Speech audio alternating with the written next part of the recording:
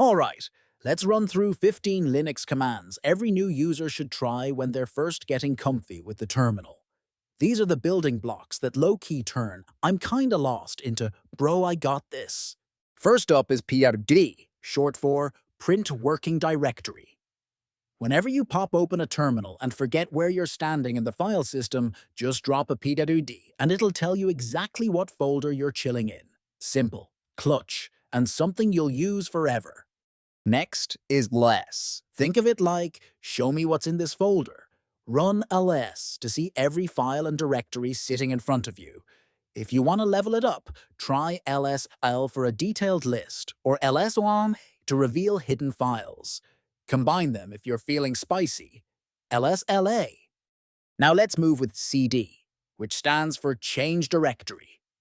Use it to hop into any folder. CD documents, CD downloads, you get the idea. If you ever need to go back home, just type CD all by itself. Up next, mmixture. This one makes new folders. If you want to build a directory called projects, type mkdir projects and boom, instant workspace. To fill that workspace, try touch. This creates new, empty files. Touch notes. Text gives you a fresh text file ready for editing. Speaking of editing, one of the simplest built-in editors is Nano. If you want to tweak a file or write something quick, type Nano file name, and you'll be dropped into a super friendly editor. Save with Ctrl-O and exit with Ctrl-X. Easy vibes. Now let's talk about cp, which is your copy command. cp file1, file2 makes a duplicate. You can also copy entire folders using cp-r, which basically means copy this whole thing recursively. When you're done copying, the next natural step is mv, which moves or renames files. If you use mv file1, file2, you're essentially renaming it. If you do mv file1 another folder, you're moving it somewhere else. At some point, you'll definitely need rm, which deletes files. But listen, treat rm like a loaded weapon. It deletes stuff instantly.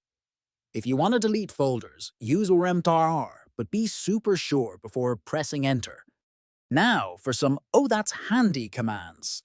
First is cat, which shows the contents of a file right in your terminal. Great for quick peeks. Then there's head and tail, which show the beginning or end of a file. Headfile.txt shows the first 10 lines. Tail file. Text shows the last 10. Super helpful when logs are acting up and you just need the recent chaos. Next, we've got grep, a real power tool. Use it to search through files for specific words. For example, grep error log file. Text will highlight every line that mentions error. If you're digging through folders, you can add #r to go recursive. Let's add man to the list. Short for manual. This command explains what any other command does. Type man ls and you'll get a full breakdown of ls's abilities. This is like the help button for all of Linux. Another must-try is top, which gives you a live view of what's happening on your system. Running processes, CPU usage, RAM, all that good stuff. If things ever feel slow, top will tell you who the villain is. And finally, sudo. This one gives you temporary superpowers, or administrative privileges. You'll use it anytime you need to install software or make system-level changes. But yeah, don't abuse it. Sudo can break things if you get reckless. So that's 15 commands every beginner should try.